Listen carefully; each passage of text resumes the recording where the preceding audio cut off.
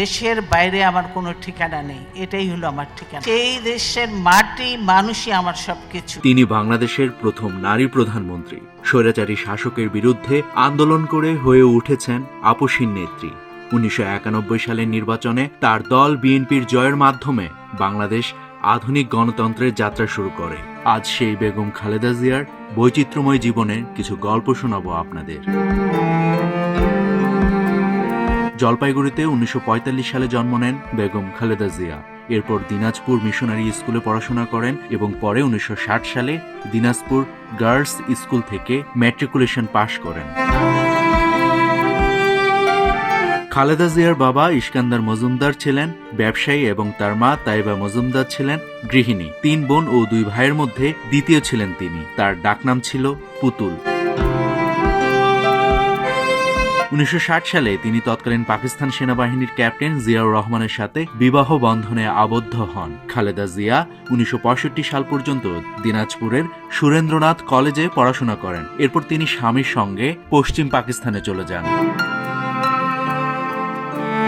1971 সালে জিয়াউর রহমান মুক্তিযুদ্ধে অংশ নেন। সে সময় খালেদা জিয়াকে গ্রেফতার করে পাকিস্তানি বাহিনী।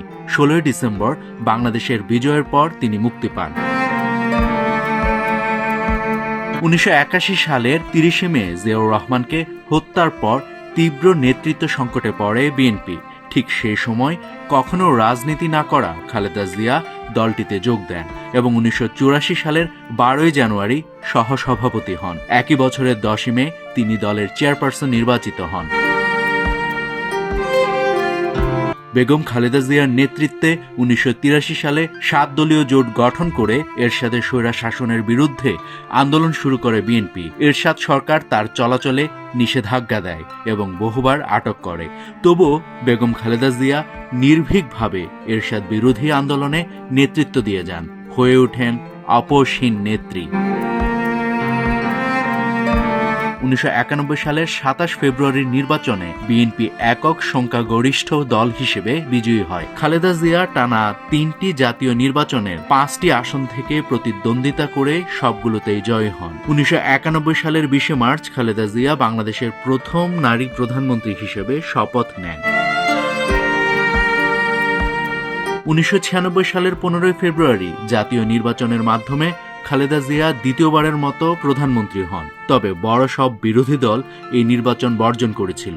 বিরোধী দলগুলোর দাবির মুখে তৎকালীন সরকার সংসদ নির্বাচন তদারকির জন্য নিরপেক্ষ তত্ত্বাবধায়ক সরকার গঠনে সাংবিধানিক সংশোধনী আনে।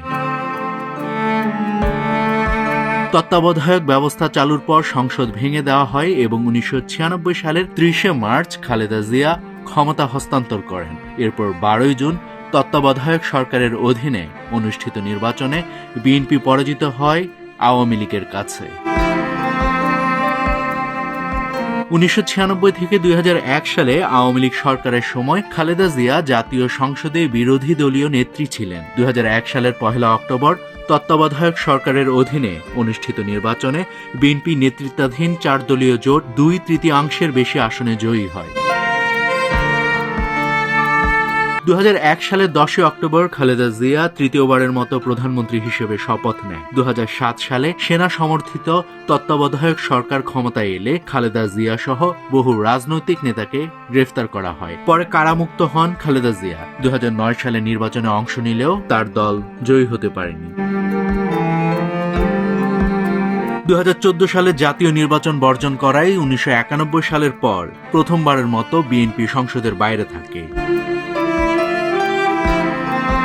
জিয়া অরফানেজ ট্রাস্ট দুর্নীতি মামলায় ঢাকার বিশেষ আদালত খালেদা জিয়াকে 5 বছরের কারাদণ্ড দিলে 2018 সালের 8 ফেব্রুয়ারি তাকে কারাগারে পাঠানো হয়। ওই সময় 30 অক্টোবর হাইকোর্ট তার সাজা বাড়িয়ে 10 বছর করেন। পরে তিনি জিয়া চ্যারিটেবল ট্রাস্ট দুর্নীতি মামলাতেও দণ্ডিত হন।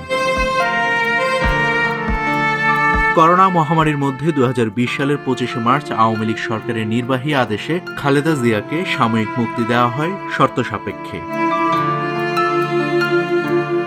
চলতি বছরের 6 আগস্ট রাষ্ট্রপতি মোহাম্মদ শাহাবুদ্দিনের সংবিধানের 49 অনুচ্ছেদে প্রদত্ত ক্ষমতা বলে তাকে দণ্ডমুক্ত ঘোষণা করলে বিএনপি চেয়ারপারসন সম্পূর্ণ মুক্তি পান। আর 30 ডিসেম্বর 2025 সালে শেষ নিঃশ্বাস ত্যাগ করেন এই আপসহীন নেত্রী। নাভিদ হাসান, সোনালী নিউজ।